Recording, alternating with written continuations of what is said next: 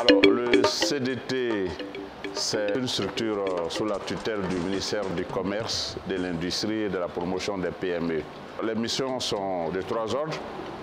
La première chose, le CDT est chargé de renforcer les capacités technologiques de la Côte d'Ivoire à travers le transfert de technologies.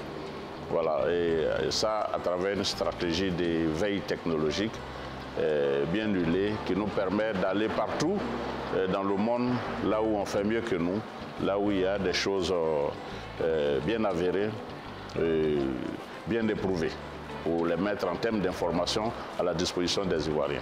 La deuxième mission, c'est la mission de vulgarisation, de diffusion, de valorisation surtout, de tous les produits de la recherche faite en Côte d'Ivoire par les différents instituts, à commencer par IDT, IDT qui est l'Institut de recherche et voilà, spécialisé dans le domaine de la technologie, et aussi de toutes les universités qui consacrent du temps à la recherche technologique en Côte d'Ivoire. Donc nous sommes chargés de valoriser le fruit de leur recherche, tous les prototypes qu'ils font, toutes les formules qu'ils ont, les valoriser donc à travers des activités de promotion.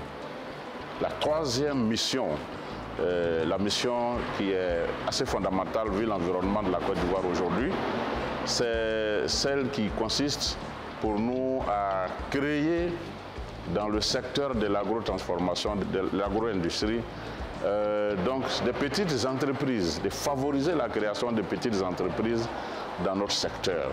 Donc la dimension entrepreneuriale de nos missions et comment faire en sorte que beaucoup d'Ivoiriens, notamment dans la population active, s'organisent autour des petites entreprises, autour des petites unités d'agrotransformation et d'agroproduction. Voilà donc les 3 missions qui sont assignées au CDT. Vous voyez aujourd'hui que le défi majeur pour la Côte d'Ivoire, c'est la transformation de tout ce qu'elle produit. Nous sommes un pays fortement agricole. Toutes les spéculations phares dans nos pays tropicaux sont produites en Côte d'Ivoire. On est même champion toutes catégories dans toutes les productions. Et comme on sait l'environnement très spéculatif autour de ces produits-là, bon, où les prix ne sont même pas toujours fixés par ceux qui produisent. Et du coup, on ne tire pas le maximum de notre débauche d'énergie dans la production de plusieurs spéculations sur le marché international. L'objectif de la Côte d'Ivoire aujourd'hui, en tout cas du président de la République, et qui nous a été communiqué par notre ministre, le ministre des tutelles, le ministre Souleymane Diarra-Souba, c'est que la Côte d'Ivoire, à l'horizon 2030, arrive au moins à transformer 50% de sa production locale. Mais la transformation se fait à l'aide de quoi? De 2 choses essentiellement. Il faut avoir un process, mais il faut avoir la technologie. Il faut avoir des machines.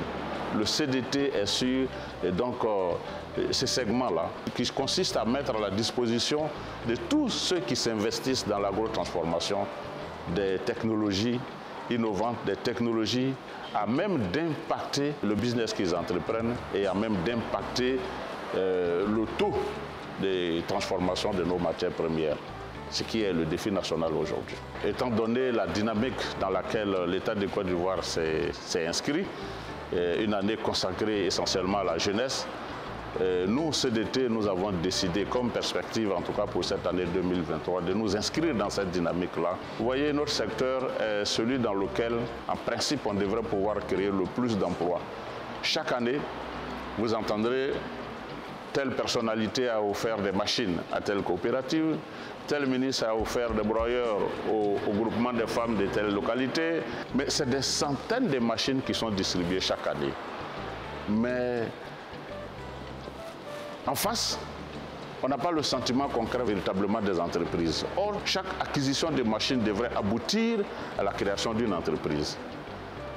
Vous voyez, au CDT, on s'est défini pas comme des simples vendeurs de machines, mais on est des accompagnateurs, on est des vendeurs d'entreprises. Donc nous avons approché la tutelle en collaboration avec l'agence Côte d'Ivoire PME. Nous avons créé un incubateur qui sera mis à la disposition de tous les jeunes de Côte d'Ivoire. Parce qu'on estime que, tous les jeunes ne sont pas entrepreneurs dans l'âme, et ceux qui sont entrepreneurs ont besoin de sortir d'un cadre où ils sont bien encadrés, où ils sont bien formatés avant de sortir pour aller s'installer. Le premier passant, vous lui donnez une machine, il va s'installer. Un, il peut ne pas avoir la vocation, et deux, même quand il a la vocation, mais comme il n'a pas été bien accompagné, c'est pas sûr que ça marche.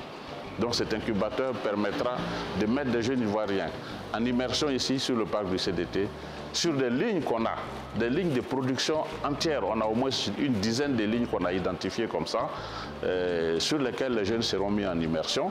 Et comme ils sont accompagnés, ils sont dans un environnement, ils doivent être encadrés pour être des entrepreneurs, ils auront des box qui vont leur servir de bureau, d'autres box qui vont leur servir de boutique, où ce qu'ils vont produire localement sera commercialisé. Donc tout un ensemble, tout un dispositif qu'on a mis à la disposition des jeunes pour accompagner l'État dans sa volonté cette année de consacrer 2023 à la jeunesse. Ce sera notre contribution, on est en train de travailler là-dessus parce que c'est un bassin important d'employabilité, le bassin agro-industriel.